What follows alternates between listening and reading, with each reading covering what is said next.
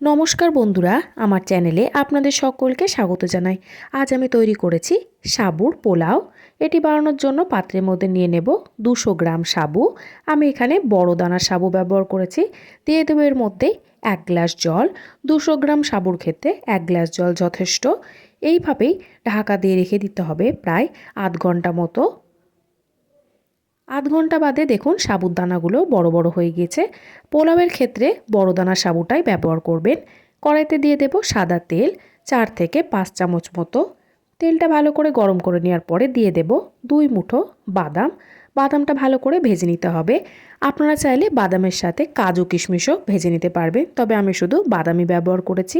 বাদামটা ভেজে নেওয়া হয়ে গেছে, তেল ঝরিয়ে নিয়ে তুলে নেব।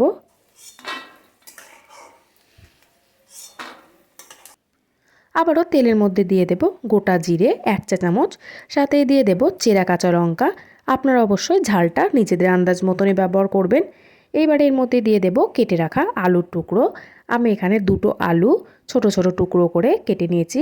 আলুগুলো প্রায় 2 মিনিট মতো ভেজে নেব। 2 মিনিট মতো নাড়াচাড়া করে নেওয়ার পরে দিয়ে দেব গাজরের টুকরো। আমি এখানে 2টো বড় সাইজের গাজর ছোট ছোট টুকরো করে কেটে নিয়েছি। বিনসও ছোট ছোট টুকরো করে কেটে নিয়েছি। আরও 2 থেকে 3 মিনিট মতো নাড়াচাড়া করে নিতে হবে।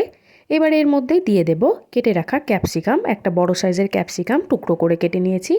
এবারে সমস্ত সবজিগুলো খুব ভালো করে ভেজে নিতে হবে। আমি যেহেতু এটা নিরামিষ একদম তৈরি করছি, সেই ক্ষেত্রে আপনারা এটা একাদশী বা যে কোনো উপোসে খেতে পারবেন। দিয়ে দেবো এর মধ্যে সিন্দুক লবণ। যদি আপনারা এমনি খাওয়ার জন্য তৈরি করেন তাহলে যে কোনো লবণও ব্যবহার করতে পারবেন। লবণটা আমি এখানে পরিমাণ মতো দিয়ে দেব। এবারে সবজিগুলো খুব ভালো করে ভেজে নিতে হবে।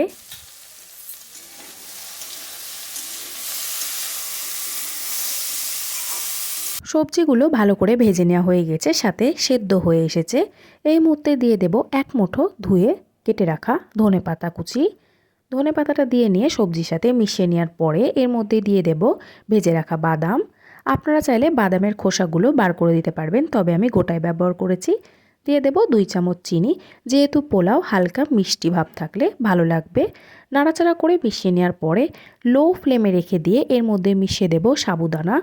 সাবুটা দেওয়ার সময় গ্যাসের ফ্লেমটা অবশ্যই লো ফ্লেমে রাখবেন, নইলে কড়াইতে লেগে যেতে পারে। খুব একটা বেশি ভাজার প্রয়োজন নেই। সাবু দেওয়ার পরে প্রায় 2 মিনিট মতো নাড়াচাড়া করে আমি মিশিয়ে নেওয়ার পরেই গ্যাসের ফ্লেমটা একদম অফ করে দেব। তাহলে একদম তৈরি হয়ে যাবে ঝরঝরে সাবুর পোলাও। আপনারাও চাইলে যে কোনো উপোস বা একাদশীতে এইভাবেই তৈরি করে ফেলতে পারবেন।